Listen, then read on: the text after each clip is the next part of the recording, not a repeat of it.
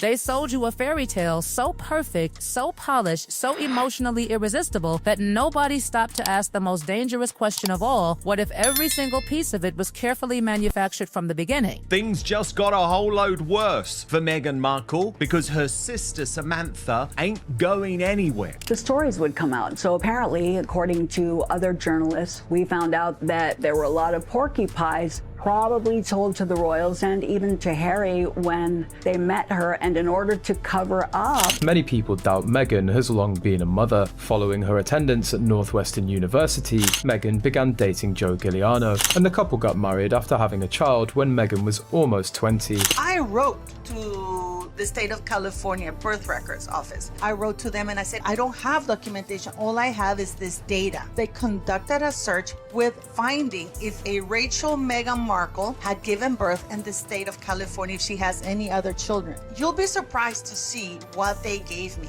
They can't find the child, Lilibet Diana Mountbatten Windsor, but they did tell me that a Miss Rachel Meghan Markle gave birth to a child in 1997. They can't disclose the details because those were sealed. And look at the date these documents were sealed. So all of these lies started coming out, but we didn't know that she had told the royal family so many porcupines. According to reports, Noelle was born in or around 1999, which fits the timeline perfectly. You know, I think as she told it, she approached me. Given her appearance, Noelle does share some similarities with Joe and Meghan, and she's even more like Meghan. So it makes sense. Oh my God, I've got to keep everybody away because it was a dreadful thing to do and actually completely wrong. He is quite hard and harsh. Very clear to me at the time that, you know, we were together, I would say. Yeah, she very clear idea of where she wanted her path. How does she see the children's, and she's put the children's in inverted commas, time being split between them, and how does she think their lives will be? People like Meghan will always stay with the man if there's no better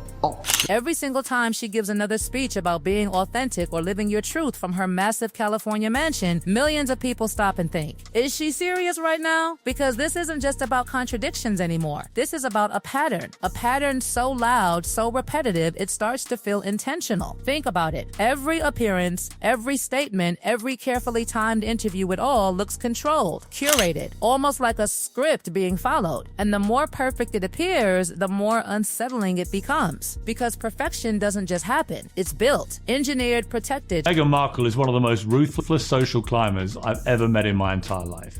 And anyone who thinks she wants to get out of the fame element of all this is living in cloud cuckoo. She'll cry about privacy while calling photographers. She'll preach about helping the poor while wearing clothes that cost more than most people make in a year. She'll talk about being silenced while literally never shutting up. And here's where it gets uncomfortable. Not because of what she says, but because of what doesn't add up. Every contradiction isn't just a mistake. It's a crack, a small fracture in a story that was supposed to be flawless. And when you start stacking those cracks together, something darker begins to form. Something deliberate.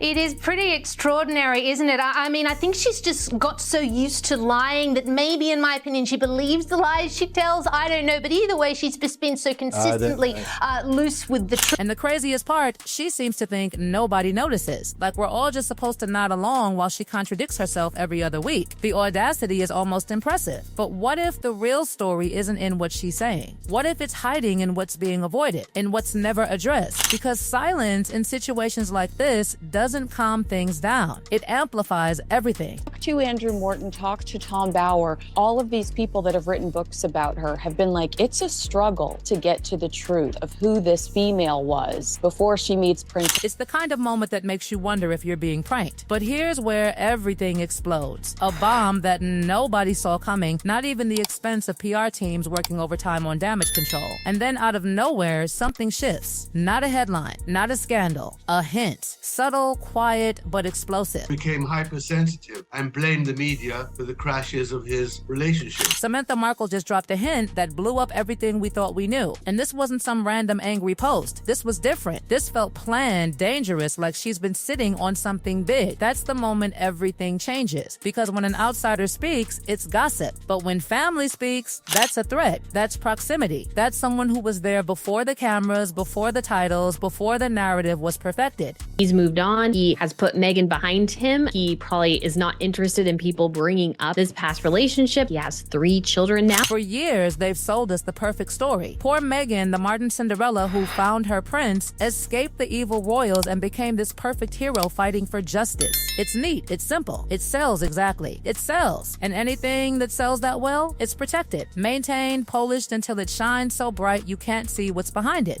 For writing family off because it would seemingly justify and perhaps delay the revelation of all of the lies that she had told the royal. But what if it's all fake? What if the whole thing was designed to fool you from day one? Because Samantha just suggested that's exactly what happened. And if she's right, this changes everything. Because now we're not talking about a misunderstanding. We're talking about a possibility no matter how uncomfortable that the entire narrative was constructed. Carefully, strategically, over years. Be proud and to empower other women when she's out there using her platform. Be proud of who you are. Work hard. You don't have to pretend to be someone else. You don't have to dress like Diana. You don't have to say you got grants and scholarships. Give accolades to those who bring you. But now people are saying the whole story was edited like a reality show where they cut out all the ugly parts. That perfect image, it might be completely fake edited. That word sticks because editing means selection. It means removing what doesn't fit. And if something had to be removed, what was it? That we were together, it's what kids did, right? So she told her friends she liked me, I told my friends I liked her, and then our friends met, and then they kind of arranged it, and then we became girlfriend and boyfriend. Now look, there's no smoking gun yet. No leaked documents or secret tapes. Right now, it's all whispers and hints. But here's the thing. When your own sister starts suggesting you've been lying about your entire past, people listen. And they are listening closely because this isn't loud chaos. This is quiet strategy. Notice how Samantha didn't scream, didn't rant. She hinted, dropped fragments. Let the internet do the rest. And the internet? It doesn't investigate gently. It tears things apart. Suddenly, old interviews don't feel innocent anymore. They feel rehearsed. Old photos don't feel nostalgic. They feel staged. Timelines don't feel linear. They feel adjusted. And every small inconsistency becomes something bigger. A clue, a breadcrumb leading somewhere no one expected to go. And then comes the most dangerous shift of all. People stop asking, is this true? And start asking, what else is hidden? Because once doubt enters the story, it spreads. Fast, relentless, unstoppable, and right now that doubt is everywhere. In forums, in comment sections, in viral clips being replayed frame by frame. People are digging, connecting dots, pulling on threads that were never supposed to be noticed. And every thread leads back to the same chilling possibility that the story we were sold wasn't just incomplete, it was intentionally incomplete. Because here's the truth nobody wants to say out loud. Lies don't collapse overnight. They crack slowly, quietly, until one day everything falls apart at once. And if Samantha really knows something real, something buried, then this isn't the explosion. This is just the beginning. And this is where the story stops being just speculation and starts turning into something far more unsettling. Because once the internet smells even the possibility of a hidden truth, it doesn't slow down, it accelerates, obsessively, relentlessly, digging into every forgotten corner of the past like it's uncovering a crime scene that was never meant to be reopened. Suddenly, things that once sounded ridiculous don't feel so crazy anymore. Old interviews resurface, half-finished statements, strange pauses. Words that didn't quite make sense back then now feel loaded, almost like someone was trying to say something without actually saying it.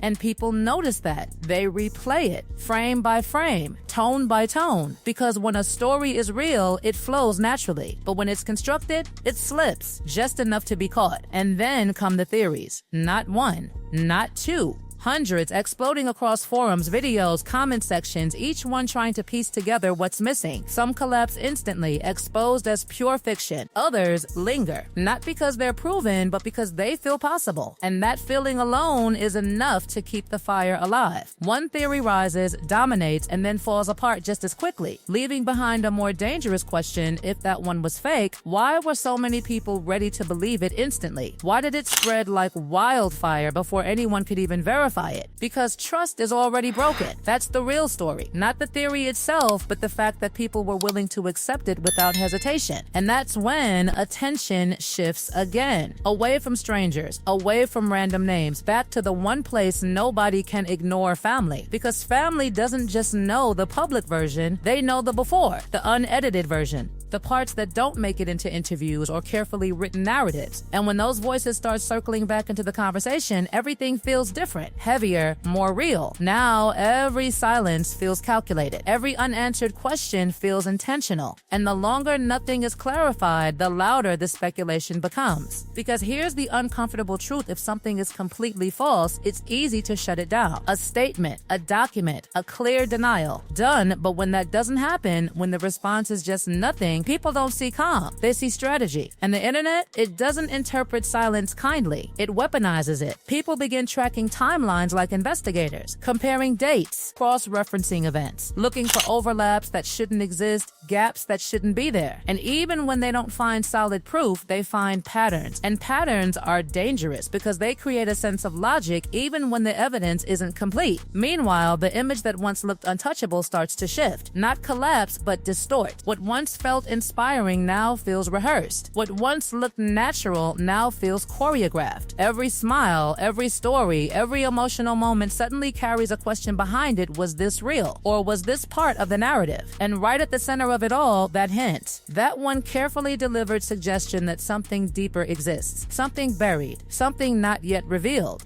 It hangs over everything like a shadow, turning even the smallest detail into potential evidence. Because this isn't about proving anything anymore, it's about perception. And perception has already changed. Now people aren't asking if there's more to the story. They're convinced there is, they're just waiting for the moment it finally breaks open. Waiting for the one piece of information that connects everything. The one reveal that makes all the contradictions suddenly make sense. And maybe that moment never comes. Maybe there is no final proof, no document, no undeniable evidence. But that doesn't matter anymore because the doubt is already planted, and doubt doesn't disappear, it grows. Every new appearance, every interview, every attempt to move forward just feeds it more because the past hasn't been resolved. It's been left hanging. And unfinished stories are the most dangerous kind because they don't end, they evolve. And if there really is something hidden, something carefully protected all this time, then what we're watching right now isn't the fallout, it's the buildup. Because secrets like this don't stay buried forever. They wait, and when they finally surface, they don't just change the story, they destroy it.